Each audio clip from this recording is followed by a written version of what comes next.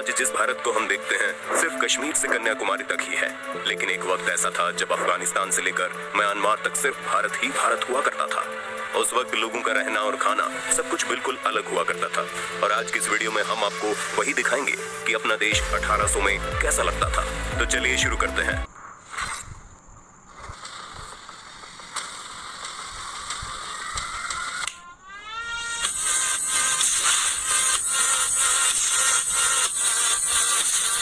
अंग्रेजों के भारत आने की बात करें तो उन्होंने 16वीं शताब्दी में ही भारत में दस्तक दे दी थी। इसके बाद भारत में छोटे बड़े कई राजाओं के अलावा दो बड़ी ताकतें बची थी, जिसमें से एक थी औरंगजेब की मुगलिया सल्तनत और दूसरी थी मराठा साम्राज्य। अंग्रेजों ने इंतजार किया कि ये दोनों आपस में लड़ें और हम बीच में बाजी मार लें। इसलिए अंग्रेजों ने कई प्रयत्न भी किए और इतने सालों बाद अंग्रेज धीरे धीरे अलग अलग जगहों पर भारत की सत्ता में आने लगे। उनके इरादों को कामयाब होने में 100 सालों से भी ज्यादा साल लग गए और फिर साल आया 1800।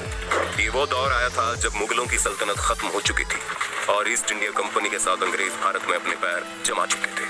तो चलिए दोस्तों, अब जानते हैं साल 1800 में अपना भारत कैसा था।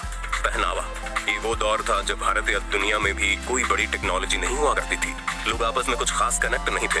जहां आज के भारत के पहनावे पर पश्चिमी सभ्यता का प्रभाव है, वहीं उस वक्त ऐसा नहीं था। हमारे यहाँ ज्यादातर लोग धोती और गमछा पहना करते थे और बहुत अमीर लोग कुर्ता पहन लिया करते थे। बाद में अंग्रेजों की शर्ट और टी शर्ट को भी कुर्ता ही कहा जाने लगा। और तो और आज भी अगर आप उत्तर प्रदेश या पश्चिम बिहार में जाएं तो बड़े बुजुर्ग लोग शर्ट और टी शर्ट को कुर्ता ही कहते हैं। आबादी, जहां आज आपको हर जगह खूब भीड़ भाड़ देखने को मिलती है, वहीं उस वक्त ऐसा कुछ नहीं था। उस समय ज्यादातर जगहों पे भीड़ भाड़ नहीं हुआ करती थी।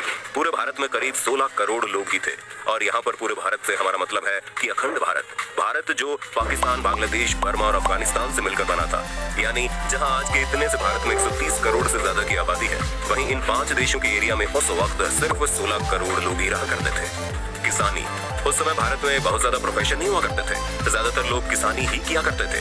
उस वक्त भारत में मुख्य तौर पर नील, कॉटन, अफीम, गेहूं और धान की खेती होती थी, जिसे अंग्रेज ग्लोबल मार्केट में अच्छी कीमतों में बेचते थे। ये किसान पूरा दिन खेतीबाड़ी और पशुपालन करते थे और शाम को अपने घरों में आकर भजन कीर्तन और सत्संग किया करते थे। रात में जल्दी जल्दी सो जाते थे और सुबह फिर जल्दी उठ जाते थे। यही भारत के ज्यादातर लोगों का दिन भर का काम हुआ करता था। ये वो दौर था जब भारत में लाइट नहीं थी, इसलिए शाम को भजन या पूजा करने में बाधा ना आए, इसलिए दिए जलाए जाते थे। इस दौर में जातिवाद बहुत हुआ करता था। लोग अपनी जाति के हिसाब से काम करते थे। जैसे कि कुम्हार मिट्टी के बर्तन बनाता था, धोबी कपड़े धोता था, लोहार लोहे का काम करता था। लेकिन जब इनका भी दिन खत्म हो जाता था तो शाम को ये भी पूजा पाठ में ही लग जाते थे। शहर, ये तो हुई गांव की बात। और उस समय इतने गांव थे कि गांव ही भारत को रिप्रेजेंट करते थे। शहर बहुत कम हुआ करते थे। अब करते हैं अपने देश के शहरों की बात। शहरों की बात करें तो ज्यादातर लोग मिलों में मजदूरी का काम किया करते थे। अंग्रेजों के दौर में पहले भारत में मुख्य तौर पर कॉटन की ही मिल थी, लेकिन अंग्रेजों के बाद भारत की टेक्सटाइल इंडस्ट्री ग्लोबल हो गई थी। वहीं दूसरी ओर हैंडलूम इंडस्ट्री अपने पतन की तरफ जा रही थी। इन मिलों में हाथों से ही सारी कारीगरी की जाती थी और लखनऊ और बनारस की हैंडलूम इंडस्ट्री की धूम दुनिया भर में हो गई थी। उस समय लोगों का काम बहुत मेहनत का काम हुआ करता था, क्योंकि उस समय ना तो बिजली थी और ना ही आज की जैसी कोई आधुनिक टेक्नोलॉजी। लगभग सारा काम हाथों से ही किया जाता था। भारत में बिजली 1879 में आई थी और ये सिर्फ शहरों में आई थी। भारत के गांव-गांव बिजली पहुंचने में अभी कई और साल लग गए। 1800 से पहले भारत अपनी कमाल की कारीगरी के लिए मशहूर था। यूपी से बंगाल तक भारतीय क्लोथ इंडस्ट्री का बोलबाला था, लेकिन ब्रिटिश के आने के बाद ये इंडस्ट्री पतन की ओर बढ़ने लगी। इसकी वजह साफ थी, भारतीय कपड़ों की क्वालिटी तो अच्छी थी, पर इन्हें बनने में वक्त और मजदूर दोनों लगते थे। जबकि ब्रिटिश अपनी फैक्ट्रियों में कम टाइम में मशीनों के जरिए रेडीमेड कपड़े तैयार कर लेते थे, जो कीमत में भी भारतीय कपड़ों से काफी सस्ते थे। ट्रेन, आज भारतीय रेल दुनिया की चौथी सबसे बड़ी रेल सर्विस है, लेकिन इसकी शुरुआत इसी 1800 के दौर में हुई थी। 1832 में मद्रास में सबसे पहले भारत में रेल चलाने का प्रपोजल रखा गया था, जो कि सिर्फ इंडस्ट्रीज के लिए था, क्योंकि अंग्रेज भारत में इंडस्ट्रीज को तेजी से डेवलप करना चाहते थे। और फिर 1837 में रेड हिल रेलवे ने रेड हिल से चिंताद्री बेट तक पहली रेल चलाई गई थी। ये एक स्टीम इंजन से चलने वाली ट्रेन थी, जिसका इस्तेमाल मद्रास में बन रहे रोड के लिए लेटराइट पत्थर ले जाने के लिए किया जाता था। इसके बाद 1853 में मुंबई के बोरी बंदर से ठाणे के लिए एक पैसेंजर ट्रेन भी शुरू की गई।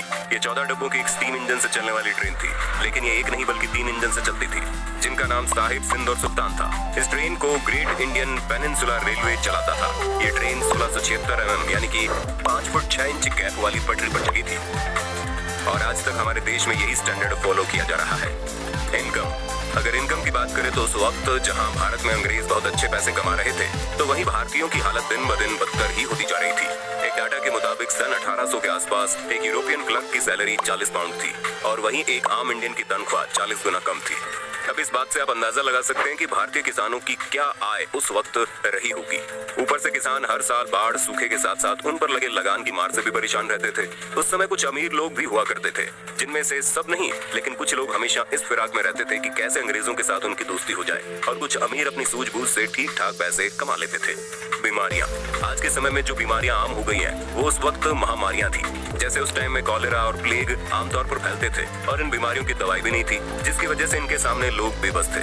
एजुकेशन की बात करें तो उस वक्त 10% से भी कम भारतीय पुरुष पढ़े लिखे थे और 1% से भी कम महिलाएं। इनमें से भी ज्यादातर आंकड़े शहरों की ही हैं। गाँव में इससे भी बदतर हालत थी। हालांकि ऐसा नहीं था कि बिना पढ़े लिखे लोग स्किल्ड नहीं थे, वो लोग स्किल्ड भी थे और अपने कई कामों में माहिर भी थे, लेकिन कम पढ़े लिखे होने के कारण लगान जैसी चीजों में डील नहीं कर सकते थे।